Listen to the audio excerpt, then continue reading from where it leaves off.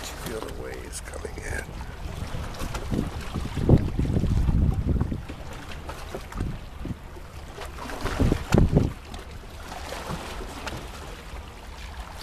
This is one of my favorite spots. This is down right where there's a division who has authority over the lake. And Nevada side, and just rather left of me is California side. So I'm sitting right on the line, basically. I don't know if that pole in front of you is front of me is the dividing line or not, but it's really close.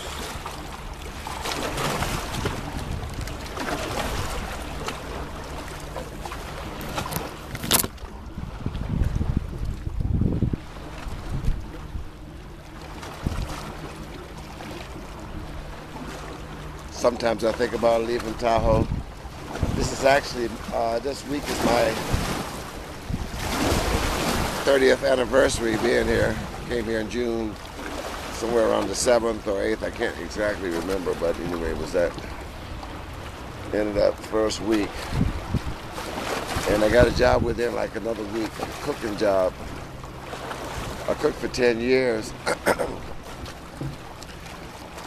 I can cook just about anything, but I don't really like to fool around the kitchen because my kitchen's not that big, so I just make things basically kind of simple. But anyway, I wish I had a place on the lake so I can look out the window with a nice kitchen and be able to chop up the vegetables and stuff like that. You know what I'm saying? Anyway, it's all good.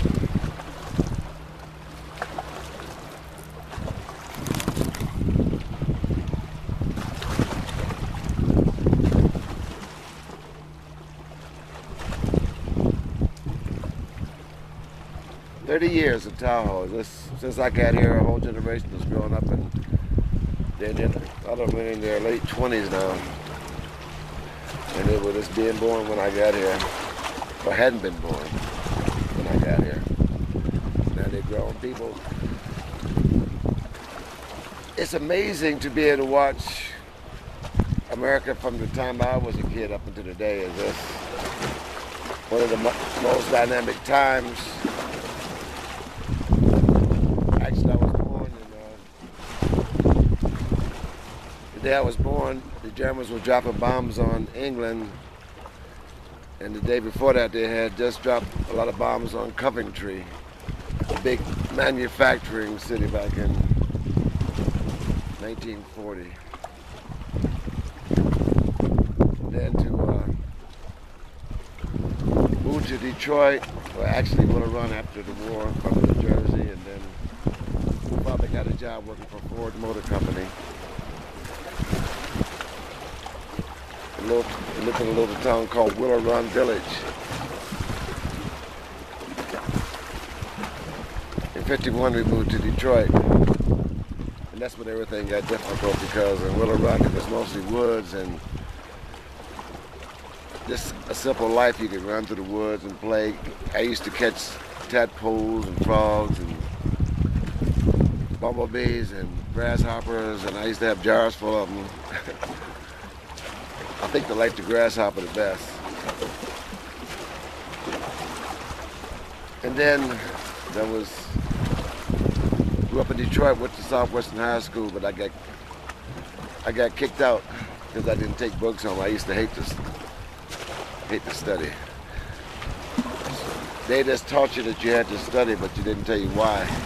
It seems like they don't really know how to explain to children the benefits of going to school and you know, and a good education in life. It seemed like that would be the most simplest thing to explain, since they were the ones who benefited by going to school and getting an education, but for some reason they don't know how to articulate that. In fact, this culture doesn't really know how to talk about things that's really basic, and you know, especially men, because we get so wrapped up in sports and stuff like that, that becomes the center of our lives rather than life itself, and appreciating what you have to live with.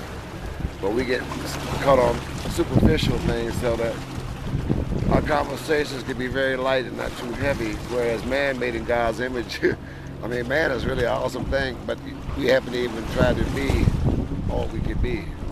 We get caught up in commercial schemes and things like that, but life is much more different than that. Of course, every people have to deal with the economics of their time, and so this is one of our big problems now, economics, and they gave the jobs away. And because they made big profits by doing it, and now they don't know how to get it back. They wonder, well, what did we do now? We gave everything away, and they don't know. So anyway, life goes on. In the 60s, I moved to, 1960, I moved to Bridgeton, New Jersey, and I stayed there for like about 5 or 6 years, off and on. Actually, I left there and went to Boston for a couple of years in between, somewhere between 62 and 64.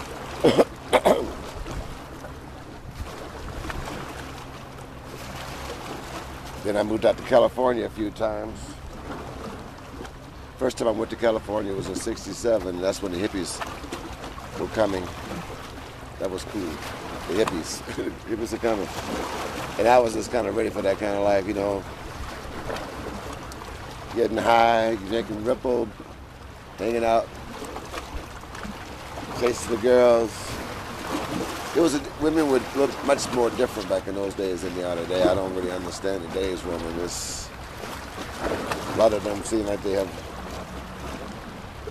lost who they are and took up a cause of battling the male of the species. And they're doing pretty good in the battle, but you know, but at the same time, there's always a price that you have to pay, and they're losing their femininity.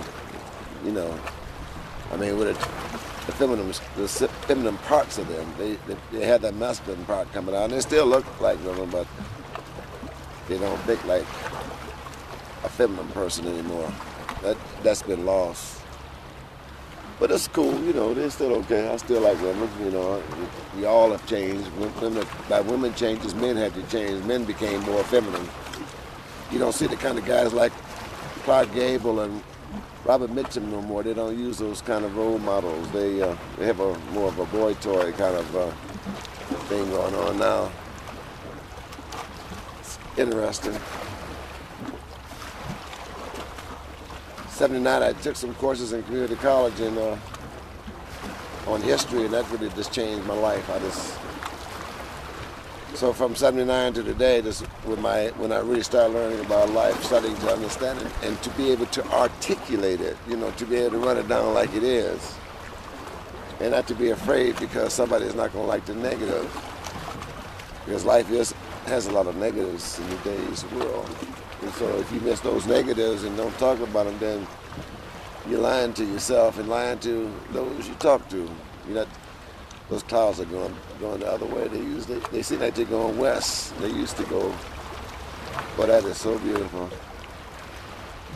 Just barely moving. But it's cool. Okay, that's the end of that one. I don't know how long this thing should go, so I'm gonna stop it.